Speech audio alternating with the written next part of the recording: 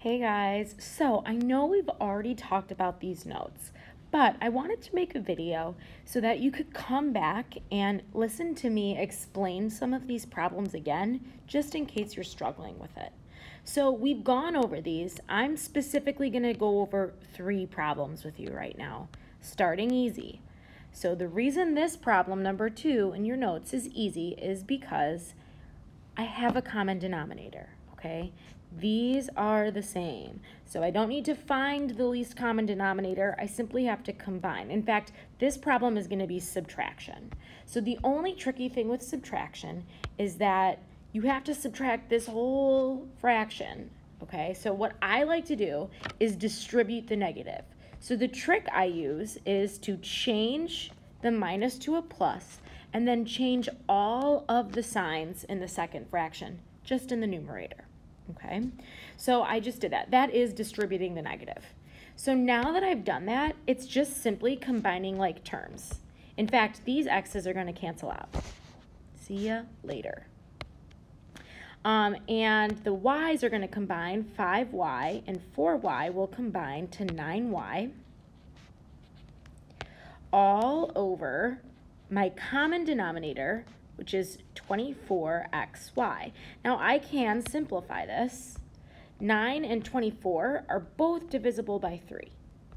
So let's divide them both by 3. 9 divided by 3 is 8. 24, oh my gosh. I said 8 because that's the bottom.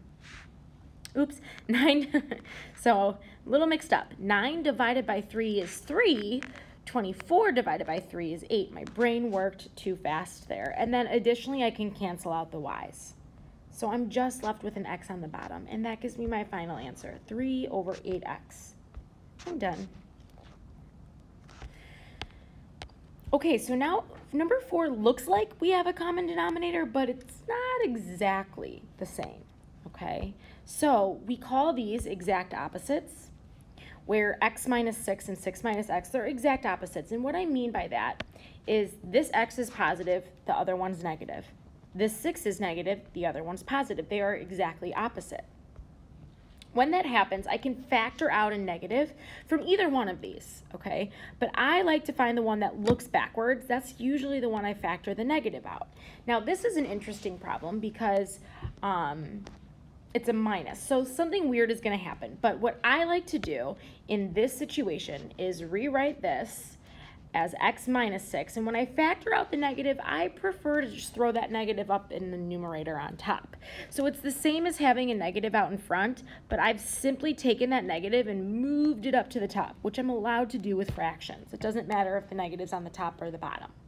So again, all I did was rewrite this, and I just threw a negative in front of the numerator.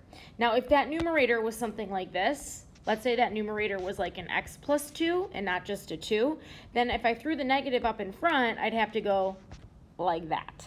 Okay, so just be really careful of that. Another trick though, is instead of throwing the negative up here, because as you can see here, when I distribute this negative, it's going to turn it to a plus, right? Minus a negative is going to be a plus. So another trick that you could use is say, oh, okay, change this to x minus 6 and change the minus to a plus. That's another way to do it. Either way is correct. So now I can combine 3 plus 2, which is going to be 5 over x minus 6. And I'm done. All right, we got one more in this video.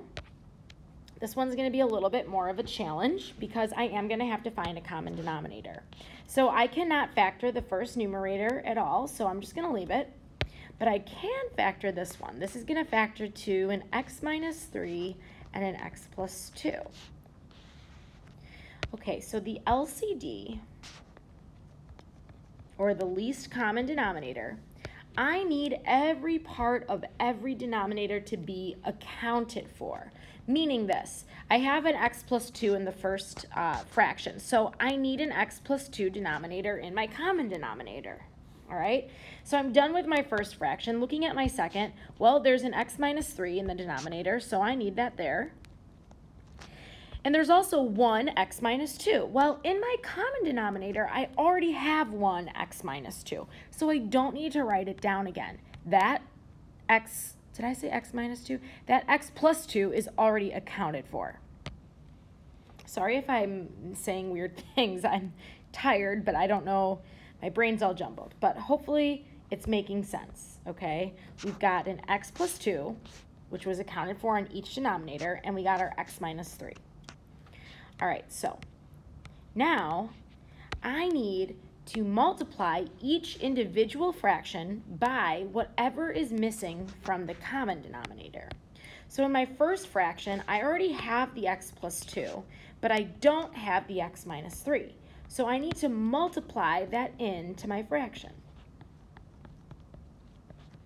Okay? So now when I do that, I am going to distribute the numerator in.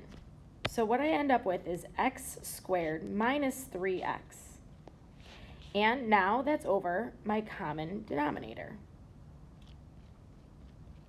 I don't multiply the common denominator out. Okay, I'm going to change the minus to a plus negative.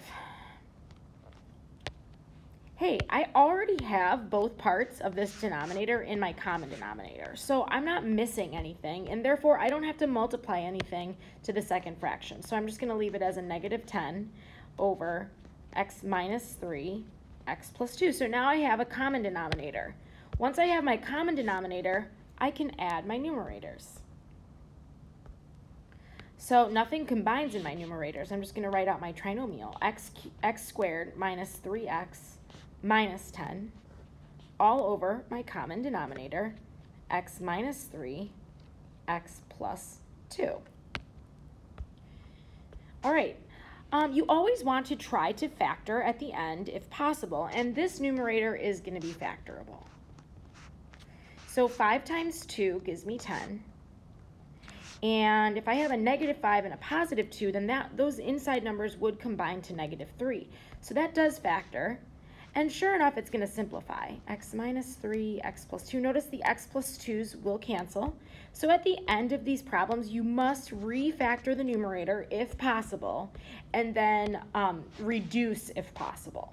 So my final answer is x minus 5 over x minus 3. And that's the final answer. Remember, we cannot cancel out the x's because they're parts of binomials. You cannot cancel a part of a binomial. You can only cancel a full binomial. All right, so that is all. I mean, we went over more problems together in class, but hopefully that just gives you a good reminder of how to do some of these problems. All right, guys, that's all for now. We will talk soon. Bye-bye.